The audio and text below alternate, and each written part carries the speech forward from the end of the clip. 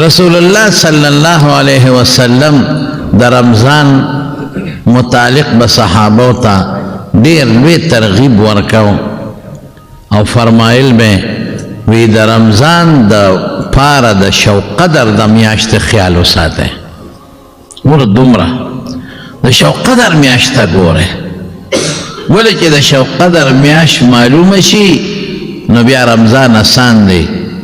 که چرته میاشت ولیدې شوه خو ډیره ښه ونه لیدې شوه نو د شو قدر به دیرش پوره کې نو بیا به د رمضان روجې نیسي رونو د رمضان دا میاشت برکتي میاشت ده د الله د طرف نه د خپلو بندګانو ته چونکې دا دنیا د امتحان ځای دی نو الله د بندگانو سره ډیر زیات احسانات کوي او په د خپلو بندگانو خپل خصوصي رحمتونه راوړي چې دا دنیا خودی د امتحان ځای چې ته د الله تابعداري کې او که نه کې یو خوا شیطان دی نفس اماره دی دا نفس چې ورته موږ وایو دا سړی ګناه طرف ته راکاږي بل طرف ته الله پیغمبران رالیږلي دي کتابونه نازل کړي دي او د خپلو فضلونو د کرمونو څیزونه مونږ ته ښوولي دي دین یې راته آسان کړی دی چې که شیطان او نفس د خطا کی دا طریقه استعمال کا چې زه درنه راضي شم راته اسانه کړی دی لکه یو انسان دی هغه په سکول کې پرچه ورکوي اوس که ده دا پرچه ښه ولیکله او دی پاس شو کامیاب شو او که پرچه خراب ولیکله او دی ناکام شو برباد شو د قرنګ دا دنیا لیکن استاد شاګرد ته پرچه نه ښیي او الله پاک مونږ ته پرچې ښوولې دی بیا د امتحان په حال کې چې کم خلک نگرانان ګرځي هغه چې کم څوک نقل ته ونه کي نو هغوی چاته سوال جواب نه ورکوي چې ته ورته وایې دا ماته وښایه لیکن الله پاک بیا هم په دغه امتحاني حال کې مونږ سره نرمي کوي مونږ ته زمونږ د سوالونو جوابونه راکوي مونږ ته خپله پرچه که بیا هم ترې مونږ سوال کوو چې الله مونږ ته دا خپله پرچه وښایه وایي ښه درته مې وښوله که بیا ترې مونږ سوال کوو چې الله دا سوال هم غلط ولیکه اوس غلط سوال چې ولیکې خو پرچه دې برباده شوه الله وایي ښه غلطه ده ښه دا بدله زه خط به کم صحیح ولیکه او صحیح هم راته ښایي دونه مهربانه دی دقه د رمضان دا میاشت رسول الله صلی الله علیه وسلم فرمای اے بندگانو اے زما امتیانو که تاسو د رمضان د میاشتې د برکتونو د رحمتونو نه خبر شوئ نو وی ارمان به وکئ چې خدای د کال 12 میاشتې موږ له رمضان کا ارمان به وکئ چې خدایا د کال 12 میاشتې د رمضان روجې وي او ما نیولې وي او ما په الله خوشحاله کړی دا رونو د برکتونو میاشته دا د رحمتونو میاشته دا میاشت د عبادت میاشته دا د الله د رضا میاشته الله خوشحاله کې الله راضي کې زما قسم په خدای کې الله په مونږ کومې مهربانۍ دي او د الله مونږ سره کوم احسانات دي خو مونږ ډېر مست یو مست ښکلي شکلونه یې راکړل او بیا مونږ یې مسلمانان پیدا کړو مونږ له ایمان راکړو او بیا خاص په مونږ باندې زمونږ د پاکستان په مسلمانانو بیا په دې صوبې والا مسلمانانو په خدای مې قسم خصوصي احسانات دي د استاده د ملیشیا نه راغی پرون بېګاره ورسېده هلته لاړو وګرځېدو ډېر ښکلي جوماتونه دي عالمان دي پکې خو زه راته حقیقت خبره کوم چې د هغې د جوماتونو امامان زما د دې مسلمانانو عوامو برابر هم نه دي په علم کې هېڅ نه خواران نه دي خبر بس مخکې د خپل منځونه کوي مدرسې شته سکولونو کالجونو کې اسلامیات ورته ښیي خو داسې نشته لکه څنګه چې زمونږ دی الحمدلله په زمونږ خو امي سړی یم چې د خپل امام د جومات تقریر د خطبې ویني نو د هر څه نه خبردار دی د هغې خو ملا ته هم دا پته نه دی نو پاک ملک شکر دی سوچه ملک دی خلک یې ښه خلک دی زنانې دیندارې ښه زنانه دي د پردیا چی شته خو دا خو زمونږ په دې ملک کې په اسلام آباد کې او په لاهور کې څه ناڅه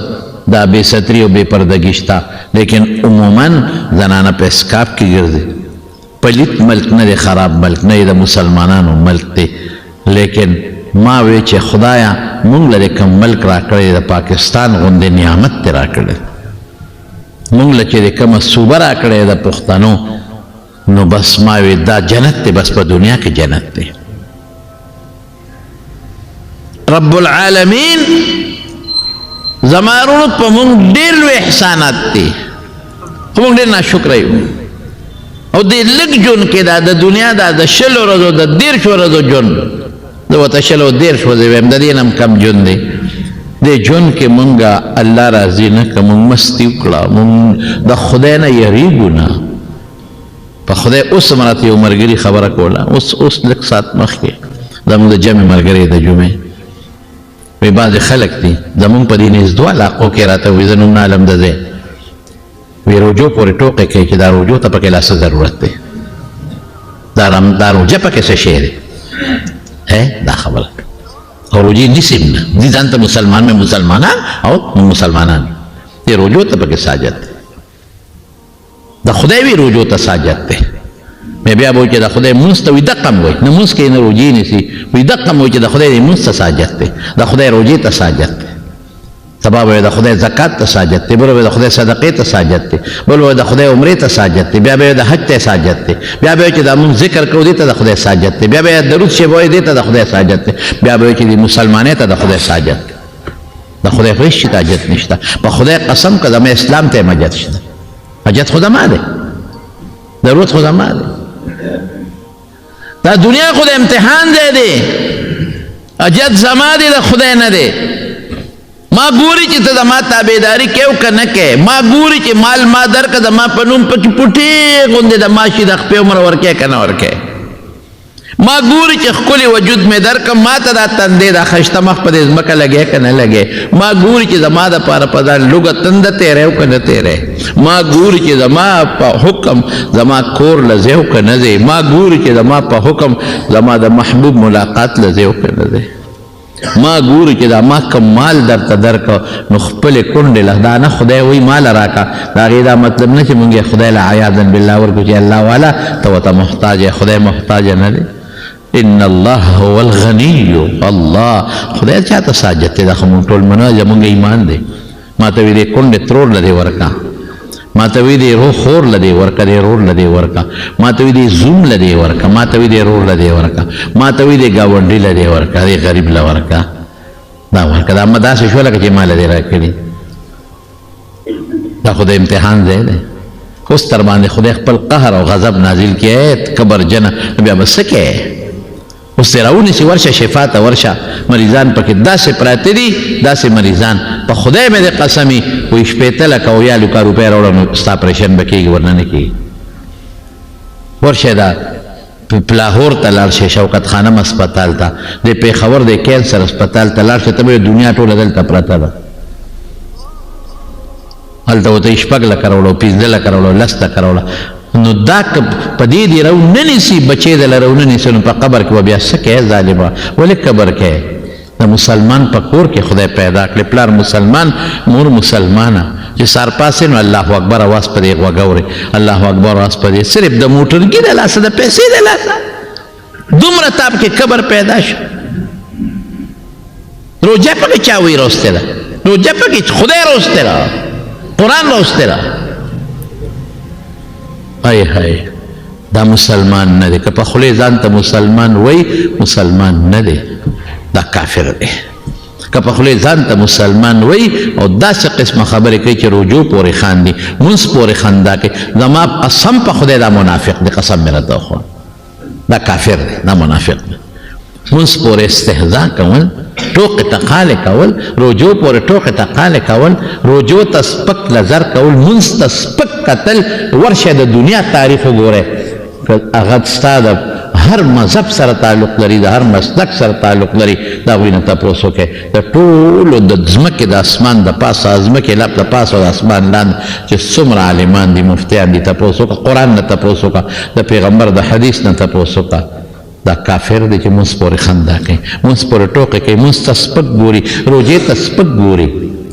په خدای قسم چې دا کافر دی روجې ته سپک ګوري او دا روجه پکې چا راوستی او د خدای روجې ته ساجت دی او د خدای مونځ ته ساجت دی او دا مونځ پکې چا راوستی های های خدایا دا کم دور را روان دی او کم دور کې دي خلک مسلمانان یو چې مسلمان به هغې کې د خدای خبره به مني مسلمان به هغې چې د پیغمبر خبره به مني قرآن کې الله اعلان کړی دی ای د ایمان خاوندان ما ته وایي هلکه د ایمان خاوندان مونږ یو الحمدلله ای د ایمان خاوندان په تاسو مې روجې فرض کړي دي او دقه او دا او روجې مې په مخکې امتونو هم فرض کړی په یهودیانو هم روجې وي په عیسایانو هم روجې کما کتب علی الذین من قبلکم ستاسو نه مخکې چې څومره خلک تیر شوي دي په ټولو روجې دي په تاسو هم روجې دي صفت کې فرق دی منس کې فرق د هغوی جدا طریقه و د مانځه زما جدا طریقه ده د مانځه د کر کروندې لکه فرق شته که نشته دلته څوک یو شان کر کرونده کوي په امریکا کې بل شان کوي په پنجاب کې بل شان کر کرونده کوي دقه رنګې په کیفیت کې فرق شته امت ته الله کتلي منځ پټولو دی روجه پټولو ده زکات پټولو دی حج پټولو صدقه پټولو ذکر پټولو الله یادول پټولو درود شریف د پیغمبر مبارک په مونږ او د نورو پیغمبرانو د امت په هغوی باندې كما كتب على الذين من قبلكم لعلكم أياما څنګه لعلكم تتقون أياما معدودات چې تاسو پرهیزګار جوړ شئ تاسو د خپل زړه کې د خدای پاک یره پیدا شي ستاسو د بعضې څیزونو نه پرهیز راشي د خوراک نه پرهیز د څکلو نه پرهیز او د خواهشاتو نه پرهیز موږ وایو یا الله تا په موږ ډېر لوی احسان کړی دی پروردګار یا الله تا موږ مسلمانان پیدا کړي یا الله د مسلمان مور او پلار نه پیدا کړي یا الله پړه کې دلاله خپل مینه او د خپل حبیب مینه اچولې څوک چې هر څه وایي وایي به خدایه زه به تا راضي کوم او دا روژه به نیسم که خیر انشاءالله او طاقت به تا نه غواړم او راکې به دا خو لا دا میاشت چې زه وایم چې د کالو سر روژه مو نو مونږ به ورته خوشحاله او مونږ به نیولې الله ته به هم خوشحالول مونږ به دا روژې نیول نو روژه یو بهترین عبادت دی نو الله به خوشحالوي په دې میاشت کې الله به راضي کوي دا یولس میاشتې چې مو څه کړي دي دا به دله خدای په دې روژه کې معاف کوي مشهور حدیث دی ما بار بار ویلی دی رسول الله صلی الله علیه وسلم دقسې په منبر باندې کېناسته خپل مبارک یې راوچته کړه وی آمین چې په دویمه پوړه یې خپه کېښوده وی آمین چې په دریمه کېناسته وی آمین حضور پاک په دریمه پوړه بره کېناسته ها صحابو ته تپوس وکړو الله رسوله مونږ خو دوا ونه لیده او ستا امین هم واورېد وی جبریل علیه السلام راغی زه چې لومبی پوړی ته وختم نو جبریل علیه السلام ووی های های چې د چا مور او پلار وي مور او پلار او دې د مور او پلار داسې خدمت ونه کړي چې جنت پې وګټي نو خدای دې د خپل رحمت نه لرې کړي چې د خدای د رحمت نه لرې شي خو قهر او غضب دی ما وی امین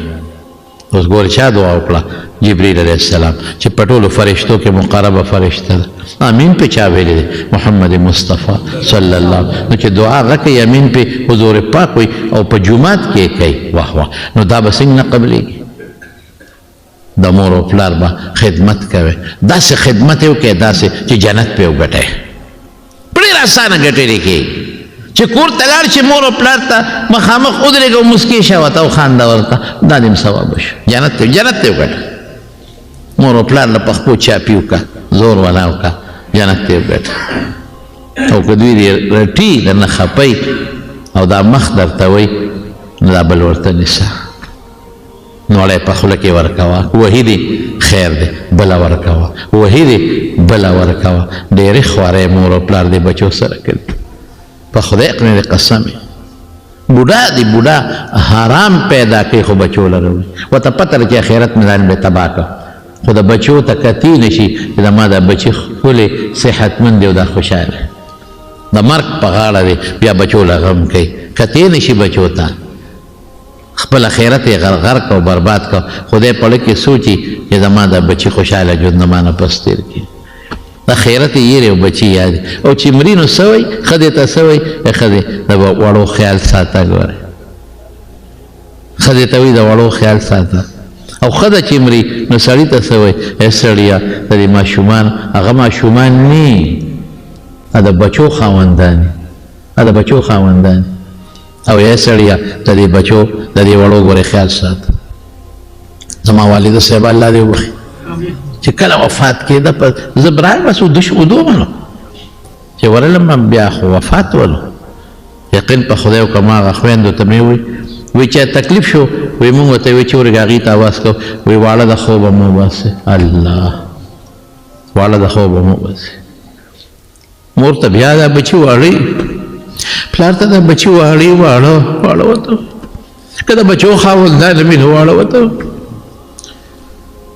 بچې ته د کشرانو ته وایم چې د مور او پلار قدر وکړئ ډېر خیال یې وساتئ قرآن وایي زه نه وایم ولا تقل لهما اف ولا تنهرهما اف هم ورته مه وایه اف رټی هم مه وقل لهما قولا کریما چې د چا مور او پلار وي د خدای نعمت دی وګڼي دا نعمت دی او که د چا مور او پلار قبر دی دعا ورته کوه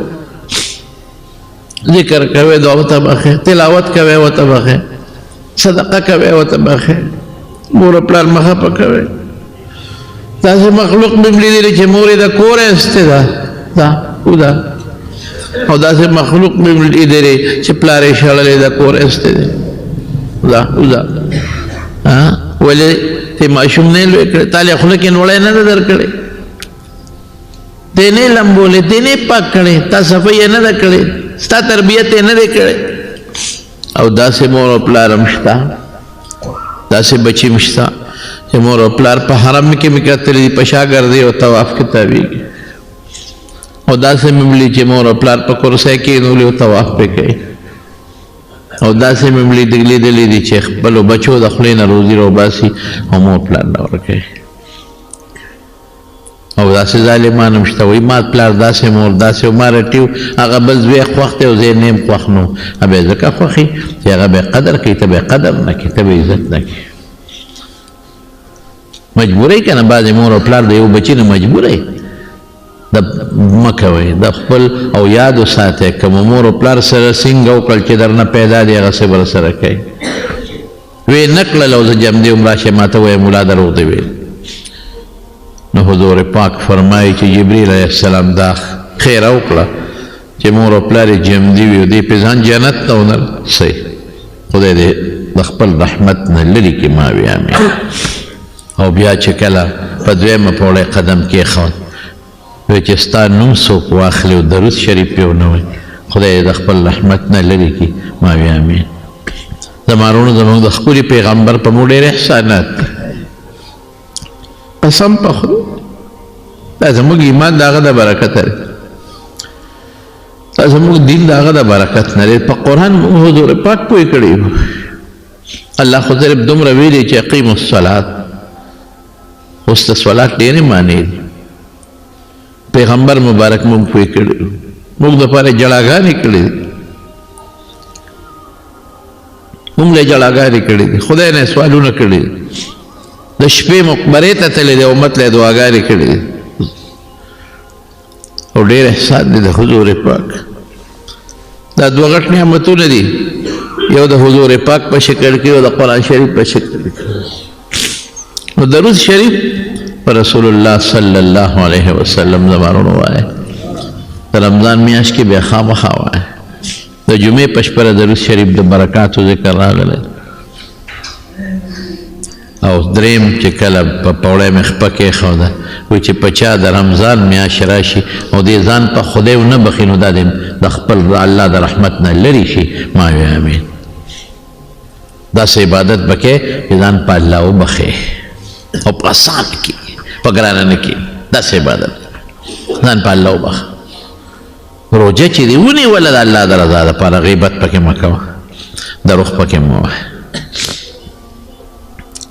گناه پکې مه کوه اسان عبادت وکړه پکې خدای رضا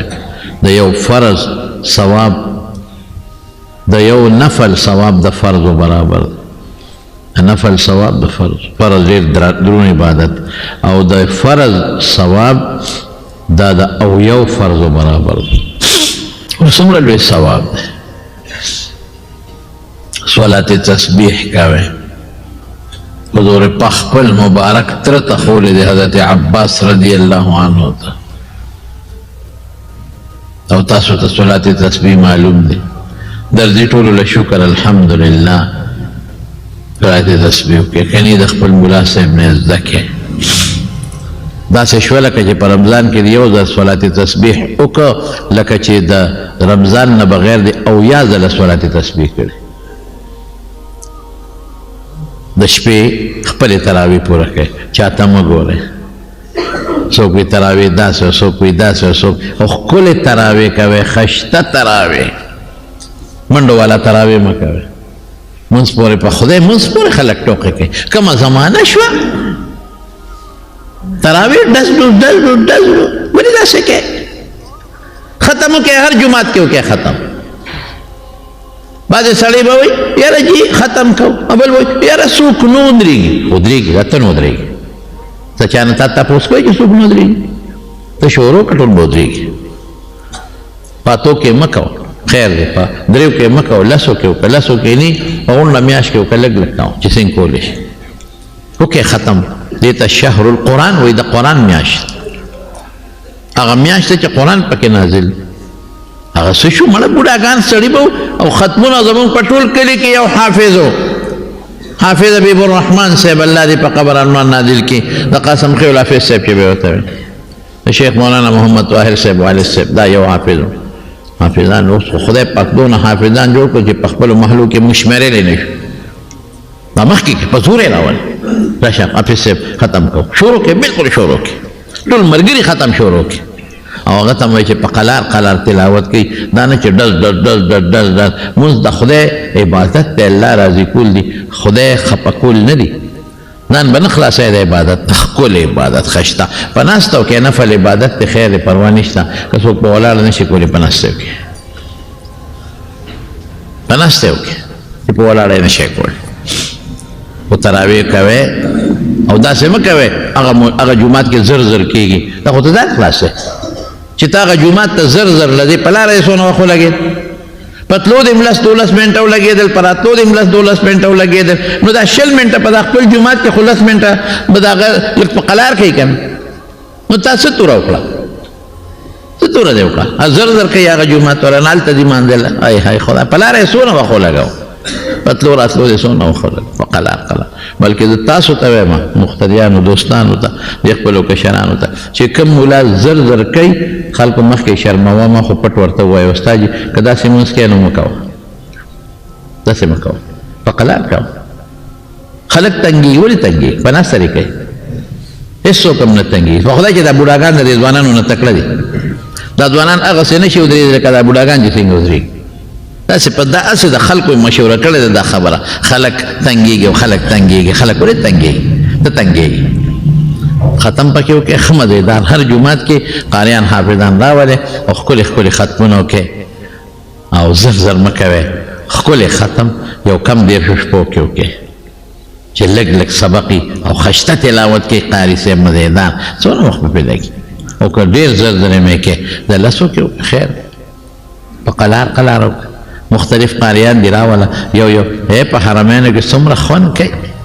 خشته قاریان یې مزېدار ښکلې ښکلې تلاوت کوي. ټوله شپه خلک ویښي په رمضان کې، شپې روڼې کې. حضرت عائشه صدیقه رضی الله تعالی عنها فرمایي، وایي چې د رمضان میاشت به راله، وایي حضور پاک به لنګ کلک که. لنګ کلکول څه معنا؟ داسې به یې ځان تکړه کې عبادت ته به ودرېده چې په د رمضان نه بغیر به داسې نه کوه، داسې به ځان تکړه که. د شپې به لګیا و رسول الله مبارک او مونځ به یې کو، حتی تورمت قدمه او خپې مبارکې به یې پړسېد. حالانکې د پیغمبر مبارک څه ضرورت دی نفلونو ته، او خو به د امت سفارش کوي، لیکن د پرې الله راضي کېږي. نیت د رمضان دا وکړئ، ثواب به مړه خدای را کوي، ثوابونه به خدای را کوي. اصل دا وکړئ چې زما رب زمانه خوشحاله شي، زما الله زمانه خوشحاله شي او شیطان زما په سر د آدم علیه السلام په سر خدای ته قسمونه خوړلي ستا د امت ته به د هر طرف ته ناظم ستا د مخلوق ته او دا به نه پرېږدم تا نه به یې لرې کوم دقه زرزیل خفه کې دا شیطان خفه کې او د رمضان کې خو یې درنه تړي خو دې سپېره که وایي که زه په اووم اسمان کې او بنده په دې ځمکه کې د اووم اسمان نه په دې ځمکه کې د انسان پړه کې زه خپل خلطم خښولی شم او سره چولی نفس دی ابه دې بربادی ګناه به کې خو کمه که تاسو خیال دي که نه د رمضان کې د نورو میاشتو په نسبت ګناه کمه شي او عبادت زیات شي دا سر لږ کم شي عبادت به کوئ رونو الله به راضي کوئ ښکلې خشته روجې ونیسئ تلاوت به کوئ د قرآن شریف چې څومره درنه کېږي او که په ناظره قرآن نه درځي نو قل هو صورت خو تاسو ټولو ته یاد دی که چې درې ځله دې ووایي نو د ختم ثواب خدای درکوي وایه قل هو الله احد وایه پټي ته وځه په لاره تسبیح راواله قل هو کوه ذکر کوه درود شریف کوه دا خو د پټي نه څوک نه منې کوي دکان کې ناست دی ذکر کوه درود شریف وایه تلاوت کوه قل هو صورت وایه په دې باندې ژبه بله ده که که نه قل هو الله احد صورت او دروازې بیا خوب کوه ښه مزېدار چې اوزګار او شپرونه که د الله دېرش ورځې دي الله خوشحاله که بس دقه مقصد حاصل کې زما رونو چې زما رب دا زمونږ نه خوشحاله شي حضور پاک فرمایي زه په دې یو څه ډېر خوشحالېږم زمرا الله ستا ډېر لوی کرم او ډېر لوی فضل للصائم فرحتان وی روجهدار له دوه خوشحالۍ دوه یو چې کوم وخت کې دی روجه ماتوي دغه وخت کې دی خوشحاله جسمانی طبیعي خوشحالي لکه چې روجه ماتوي ښه مزېدار اعلی پکوړې ورته پرتې وي او سیبه کبابونه پرتې شربت مبر پروت او د دې په برکت دې لمونځ هم لاړ شي چې بشریان به روجې نیسي که نه په دا وړي دې په پړندونه کې په دا وړي که نه بشریانه بایله دی که نه بایله بهر کیف خبره داسې ده چې اکثر ته دغه هم لاړ شي دا لمونځ هم لاړ دې جومات کې به مونږ ناستو په دې جومات کې دا مشران به ټول باباجي سره ناستو خدای دې وبخښي سپین ګیري ټول به ناستو او چې د روجه ماتې به شو نو هغه سر به په لوټګۍ کې کجوري پرتې د ټیم لوټه به وه هغې کې به کجوري پرتې هغه کجوري به په خلک به راپاڅېدل او یو دانه به یې ترې واخېسته او روجه به ماته کړه خیر او خلاص په خدای مې قسم مې راته وخوړ په جومات کې ټول مشران ناست دقت به ناست چې بانک به یې ووایي څنګه بلکې بانک نه د قطبین خیلو کندي کې دغه ځای کې به ستن ټنګوله ټلی به وه د بجلی ستن وه دغه ټلی وه هغه وخت کې خلک کم وو کورونه هم کم وو نو هغه ټلی به ټوله دنیا ټول تورنګزو به اورېدله ټنګ ټنګ ټنګ ټلی به یې وایه هغه ځای ټولو خلکو به اورېدل ویې لکه ټلی وه یو ځل باباجي خبره پوره زما نه دا زما یاد نه شي خو هغه وی وی وریاض وه ګړی خو وی نه وی ټلی وواله روجه م ماته کړه وی چې روجه م ماته کړه مونځ به مو ور راوخته خلکو وی ګرې ماښام دی هغه ټلی والا خطا شوي بیا هم چغې ویل چې خدای مخ روجه ماته کړه او دا به قضا راګرځو داسې زمانه وه نو خلکو سره به کجوري به هغه سره پرتې وې او کجوري بیا یو دانه ټولو له ورکړه او بیا یې وخوړه ښه مزېدار روجه به ماته شوه او دا دا اوبه به یې راواخېستې هغه اوبه به یې وڅښلې خلکو په جام کې ایسب نو سدالله کاکا دې خدای پاک وبخي هغه به وایي چې دا کولرې راغلې کولرې دا نوې دا کولرې راووتې هغه به وایي زما کوزن شته ده په کولر څه کوم کوزه کې به ورسره اوبه وې ځان سره بیا راوړې د مارونو دا روجې څه دونه لویه خبره نه ده اوس خو د جمې روجه ده خدای څونه فضل وکړو صاحب هم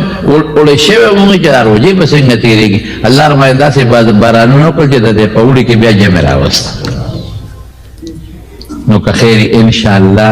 ښکلې روجې به نیسئ عبادت به پکې کوئ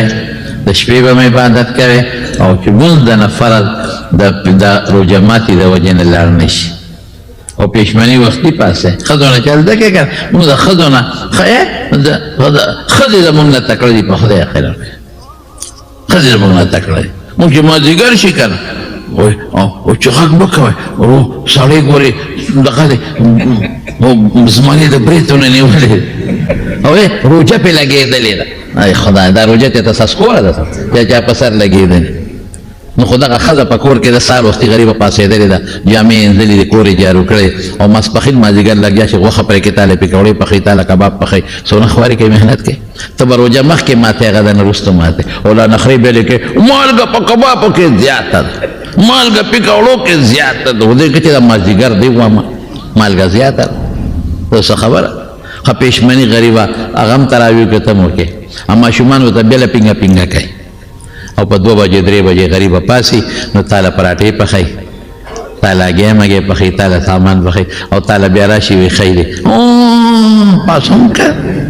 پاسه سړیه شابه بانګ وي خوله دې وازه کړي دا خله چې پېشمني مچان ني یعنې خوله به مچان ډک دغه حال دی زموږ ښځې اپه کې غریبه تهجد هم کوي زنانه تاله پېشمنۍ هم پخوي تا پسې منډې تړلې دي موی پاسی دی او په هغې کې هم ته وایې بس ما پېشمني تړلې په اوبو مې ونیوه هی هی وختي پاسه 2 رکعته نفل وکړه د خدای بنده که دې وس کېږي نو بیبي سره دې لږ صفصفای راواله کار هم ورسره وکړه په دې کې ثواب هم دی دا امین کوي که دې کور والا سره غریب لګیا ټوله شپه او دغه کار ورسره کوي دغه دې مخامخ ناست دی نو د مارونو پېشمني نه مخکې دا مې دې پورې وي چې پېشمني نه مخکې پاسې ګورې پېشمني رسول الله مبارک فرمایي تسحرو پېشمني وکړئ فإن فی السحور برکتون پېشمني خوراک کې برکت دی خامخا پېشمني کوي سنت نو خیر خبره مې دې پورې کوله چې روژه ماتې وخت کې بنده خوشحاله یو خوشحالي ده دویمه خوشحالي کومه ده عند لقاء ربه چې الله سره ملاقات کوي نو بیا به هم خوشحاله د روژې 2 برکاته نو ګوره یو خوشحالي خو تاسو محسوسوئ که نه